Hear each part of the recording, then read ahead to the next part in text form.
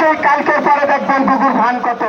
ফরিদপুর ৪ আসনের সীমানা পরিবর্তনের প্রতিবাদে টানা তৃতীয় দিনের মতো মহাসড়ক অবরোধ করে রেখেছেন বিক্ষোভকারীরা। ফলে ঢাকা, খুলনা, ফরিদপুর, বরিশাল সহ দক্ষিণাঞ্চলের ২১টি জেলার সাথে সড়ক যোগাযোগ বন্ধ রয়েছে। এতে চরম দুর্ভোগের মধ্যে পড়েছে যাত্রীরা। আন্দোলনরত বিক্ষুব্ধরা জানিয়েছেন, যতদিন পর্যন্ত তাদের দাবি মেনে নেওয়া না হবে ততদিন পর্যন্ত তাদের এই লাগাতার কর্মসূচি চলবে।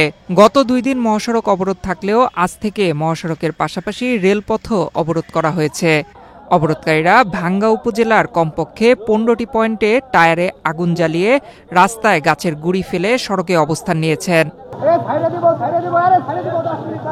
ওদের স্বপ্ন পূরণে পাশে থাকতে পেরে আমরা গর্বিত।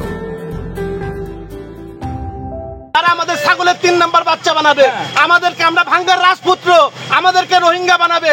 এই নির্বাচন কমিশন বর্গীর মতন আচরণ করছে, বর্গী হয়ে গেছে নির্বাচন কমিশন। দেশের ভালো মন্দ এদের কিছু যায় আসে না। হাজার হাজার মানুষ না খেয়ে এখানে আন্দোলন করতেছে। দিনমজুররা, ভ্যানালারা তারা না খেয়ে এখানে আন্দোলন করতেছে। শখে আসছে কেউ এখানে, আজকে ৪টা দিন হয়ে যায়, কেউ একটা খোঁজ নেয় না। সরকার বন্ধ হয়ে গেছে, সরকার চোখে দেখে না। মিডিয়া জানাইলে সত্য কথা জানান, কেন আমরা চাইতে চাই না? সত্য কথা জানান। এইটা আমাদের বাঁচা মারার লড়াই, আমাদের বাঁচার প্রশ্ন। আমরা যদি ভাঙ্গার সাথে থাকি আমাদের পেটে রুজি হবে, আমরা ভাঙ্গা থেকে চলে গেলে আমাদের না খেয়ে মরতে হবে। এইটা আপনারা বলেন। আমাদের সীমানা তারা কার সাথে আলোচনা করছে? নাম প্রকাশ করুক।